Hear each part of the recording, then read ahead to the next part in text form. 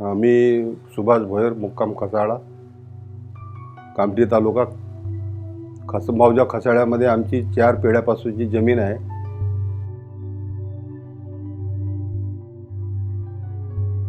अगोदर आम्ही शेती करत होतो. बाप दादापासूनची आमची शेती इथंच आहे. 50-100 वर्षापासून आमची शेती आहे इथं. आम्ही करत होतो. आता हे 10 वर्षापासून हे नवीन पॉवर प्लांट बनला, त्याच्यामुळे आमची शेती याचमुळे खतम होत गेली. धीरे धीरे फसल कमी होत गेली. त्याच्यानंतर आमचं झिरो बजेट, हजार रुपये आपण शेतीमध्ये लावले तर 100 रुपये बी आपल्याला मिळत नव्हते. तर त्यामुळे आता ते सर्वच बंद झालं.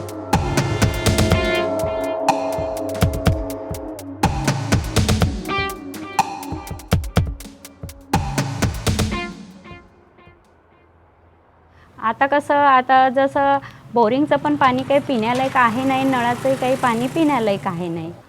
अगोदर म्हणजे 5 रुपये देऊन पाणी म्हणजे आपल्याला आणावं लागत होतं.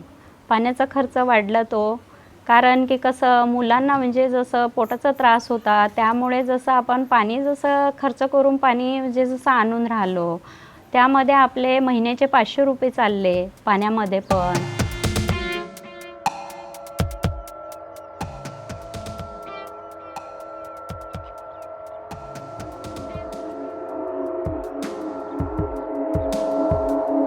जेव्हा पूर्वीचा काळ शेतीचे कामं करणे आणि आनंददायी गाव वाटत होतं.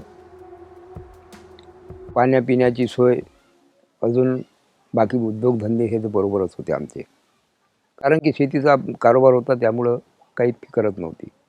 परंतु आता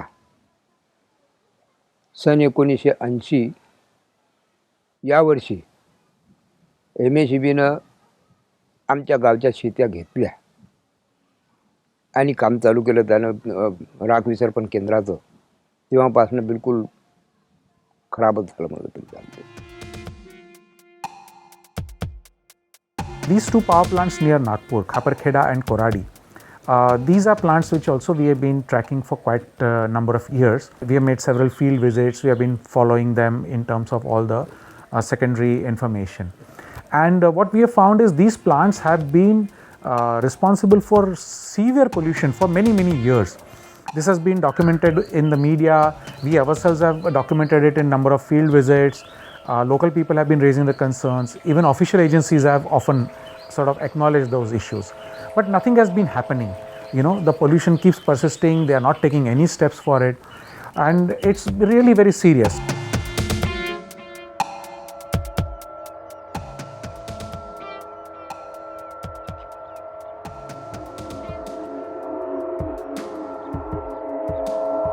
The water samples that we collected and we analyzed from an accredited laboratory, we found out that mostly all of the samples have failed.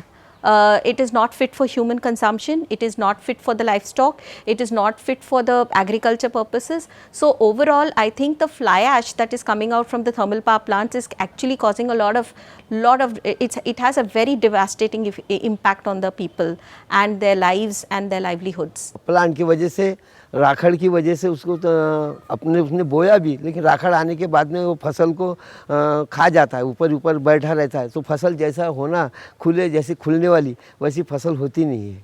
फिर उसके ऊपर में जंतु रोग भी आ जाता है उनके पीछे में. वो फिर फवारे वारे कुछ मारते हैं बेचारे वो लोग. अभी वैसा देखा जाए तो उसकी फसल बराबर में रुपया नहीं मिल पाता उसको. राखड़ जब हवा धुन आती है तो घरों में उड़ के आ जाती है पूरी की पूरी राखड़. तो दूषित प्रमाण हो जाता पूरा, खांसी उसी. अभी हमारे घर में बकरियां है, कुछ लड़के ने पाला है, लंगड़े लूले हो गए सब चारे के ऊपर से खा के. अभी घाटा ही घाटा हो रहा है. पैर में मुंह से छाले आ गए हैं बकरियों को. जानवर भी कुछ बीमार हो गए बस्ती में यहाँ पे. पॉल्यूशन जो है it is through water, air and soil also. रोज के केसेस है वो skin disease is very common. Skin disease इतना ज़्यादा हो गया है, कैटल्स में बोलो, स्मॉल एनिमल में बोलो, मतलब it is due to pollution only. The feed they are getting ingested जो कर रहे हैं वो फीड, तो उससे क्या हो रहा है, ये पॉल्यूशन का मेन जो थर्मल पावर प्लांट से जो पॉल्यूटेंट में mercury mercury it is a toxin, और वो इतने ज़्यादा इसमें क्वांटिटी में वो फॉरेजेस वगैरह में स्प्रेड हो चुका। अब एनिमल यहाँ पे कैसे फीड इतना कॉस्टली हो गया है, लोगों के पास 50-60 जानवर है, वो चरने के लिए छोड़ देते हैं, फिर वो फॉरेजेस जो वो इनटेक कर रहे हैं, तो mercury is getting accumulated in their body, और उसके कारण क्या हो रहा है कि उनका मिल्क प्रोडक्शन भी डाउन हो रहा है, दे आर गेटिंग एनीमिक।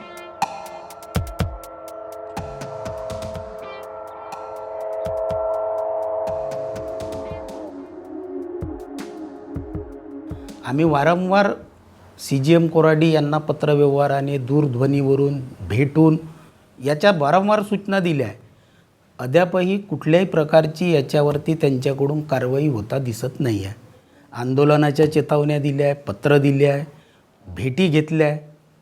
4दा खसाडा ॲसबंड फुटल्या गेला, राख मिश्रित पाणी खसाडा ते खैरी नाल्याला वाहत गेलं. त्याच्यामुळे प्रेसच्या माध्यमातूनही आम्ही आवाज उचलला आहे. शेतकऱ्यांच्या शेताच्या फोटोवा दाखवल्या गेल्या की त्यांच्या शेतीमध्ये राख मिश्रित पाणी आहे किंवा नाही आहे.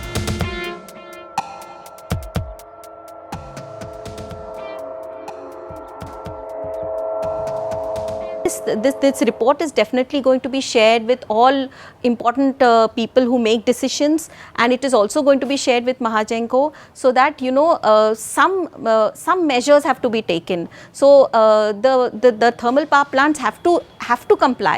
I mean, if they will not comply, it cannot be at the cost of people's lives.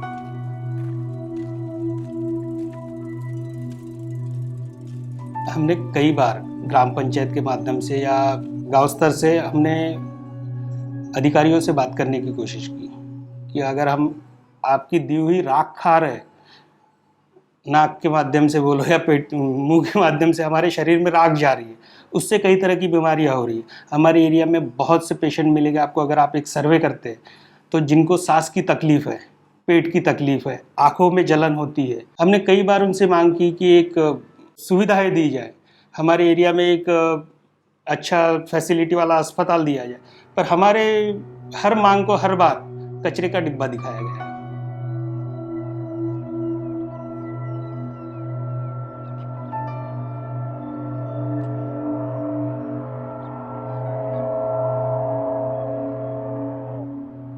हमारे जो कुएं हैं हर साल में उन्हें यह करना चाहिए हमको मदद पूरी. जो भी नुकसान होता है वो पावर हाउस के जिम्मेदारी है कि गांव के अंदर में उनके कारण जो भी होता है उन्होंने पैसा देना चाहिए, उन्होंने जो कुएं साफ करना चाहिए. ये मेरे कहना है उनके लिए. मैनेज बोले तो फिर मेरे को यही उतारना पड़ेगा गांव को, 2-4 गांव को लेके कहीं नहीं रास्ता रोको, भूख आंदोलन बोलो या कोई भी कुछ ना कुछ तो करना ही पड़ेगा ना उसके लिए. चाहे सरकार को जाग आ जाए, आपकी मदद लूँगा, मीडिया की मदद लूँगा, ये तो करना ही पड़ेगा. आखिरी तर रास्ता वही आहे ना. आता पुन्हा हे डॅम बनल्यानंतर इथं हे जनावरं, डुकरं, हरणं याचा त्रास खूप वाढला, तर शेती करणं मुश्किल झालं. त्यामुळे मग आता पोट कायच्या भरोश्यावर भरायचं बा, म्हणून आपण हे आता वीट भट्ट्याचं काम चालू केलं आपल्या शेतामध्ये. तर ते बी आता वीट भट्ट्याचं काम चालू केलं 2-3 वर्षापासून. तर हे डॅम फुटणं, पाईपलाईन फुटलं, यायनं साईडले ड्रेन काढली नाही, त्यामुळे त्यांचं पाणी आमच्या शेतामध्ये येणं, मालामध्ये येणं. तर त्यामुळे आता ते शेतीचं नुकसान तर अगोदर होत होतं, पण आता आमच्या भट्ट्याचं बी नुकसान होत आहे. आता MECBनं आम्ही पत्रव्यवहार करून त्यांना इन्क्वायरी देऊन ते आले नाही किंवा त्यांनी काहीच आम्हाला रिस्पॉन्स दिला नाही. आम्ही एक तर कोर्टात जाऊ MECB विरोधामध्ये किंवा आंदोलन करू, नाही तर मग आत्महत्या करू. ह्या 3 पर्याय नाही आम्हाला. मुलं बाळा कायच्या भरोश्यावर पालायची आम्ही.